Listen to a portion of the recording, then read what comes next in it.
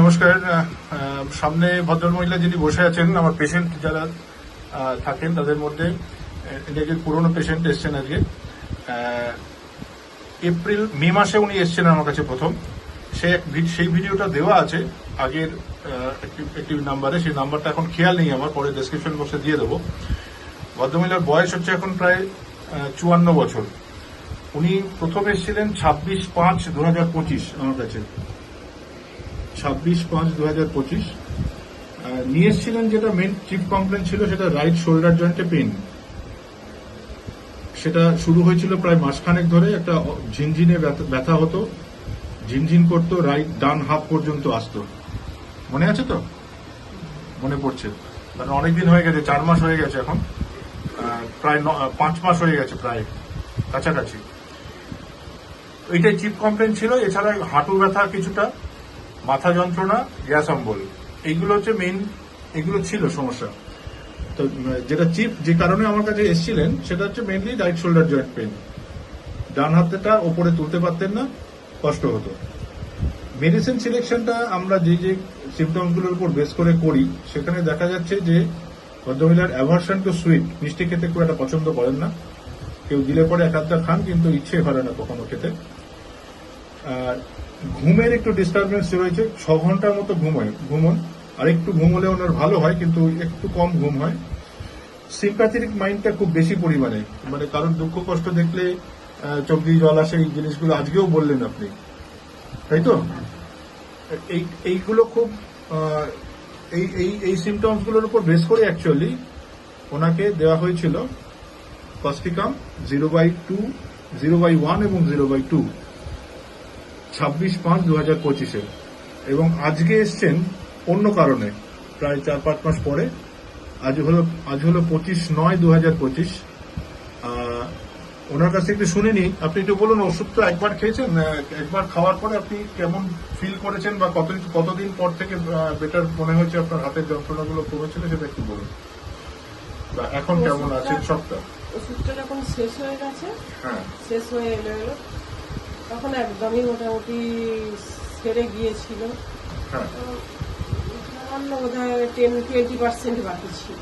একটু জোরে বলুন। 20% বাকি ছিল। আচ্ছা, তারপরে আস্তে আস্তে কমে গেছে ধীরে ধীরে। ওষুধটা যখন শেষ করলেন তখন উনি আসলে আমার 20% মতন ব্যথা ছিল। আস্তে আস্তে কমে গেছে। তারপরে উনি বাইরে ছিলেন, যে কারণে আমার এখানে আসতে পারেননি। হায়দ্রাবাদে ছিলেন মেয়ের কাছে, সেই কারণে তখন আসতে পারেননি ওইভাবে।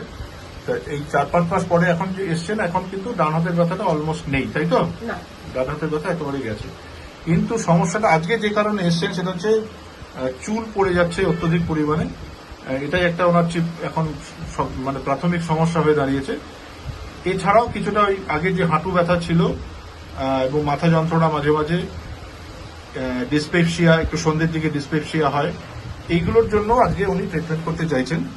আজকে যে মেডিসিনটা সিলেকশনে এলো সেটা হচ্ছে ন্যাট্রামিউর 0/2, 4 এবং 5 দেওয়া হলো। ওনার 1.5 মাসের ওষুধ প্রতিদিন একবার করে খেতে বলা হচ্ছে। কি কারণে দেওয়া হলো না, মাথা যন্ত্রণা যেটা হয় সেটা হয় রোদ দূরে বেশি হয়, রোদটা সহ্য হয় না একেবারেই। লবণ, যে কাঁচা লবণ খান এমনটা কিন্তু নয়, মাঝে মধ্যে পছন্দ করেন, মাঝে মাঝে লবণ খান, মাঝে মাঝে খান না, ঠিক তো? এটা মাঝে মাঝে লবণ লাগে, একটু মেখে খেতে ভালোই ভালো লাগে, তখন পছন্দ করেন লবণটা। সব সময় নয়, মোটামুটি মাঝে মাঝে খান। তেঁতোটাও মোটামুটি ভালোবাসেন। তেঁতো, লবণ দুটোই কিন্তু ন্যাট্রামিউরের সিমটম।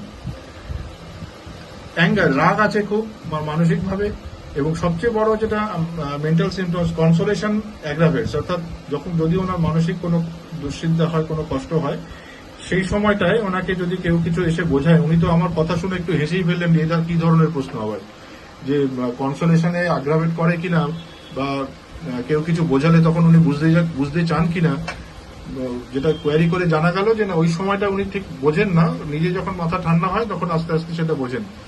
ঠিক তো একেবারে এই কথাটা? হ্যাঁ, হ্যাঁ। এইগুলো কিন্তু আমাদের ভীষণভাবে প্রয়োজন হয় মেডিসিন সিলেকশনের জন্য। আজকে যেটা দেওয়া হলো সেই ন্যাট্রামিউর এসছে ওনার 0/2, 4 এবং 5 দেওয়া হয়েছে।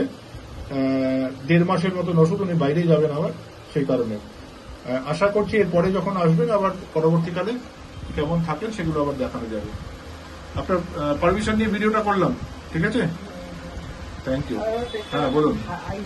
হ্যাঁ, ওই যে একটু অম্বল হচ্ছে এখন যেটা সমস্যাটা রয়েছে, গ্যাস অম্বল রয়েছে খুব, বিকেলের দিকে বেশি হচ্ছে।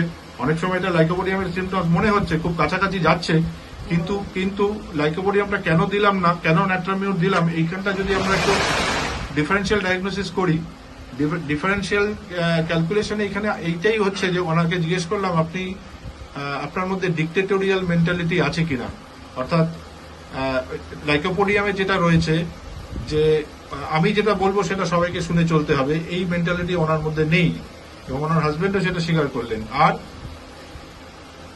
আরেকটা হচ্ছে লাইকোপোডিয়াম মিষ্টি খেতে খুব ভালোবাসেন, মিষ্টি কিন্তু ওনার অ্যাভারশন টু সুইটস। আর আরেকটা হচ্ছে কমন সিমটম লাইকোপোডিয়ামের খুব, যেটা নাকি সন্দেহ বাড়ে, সেটা ওনার রয়েছে।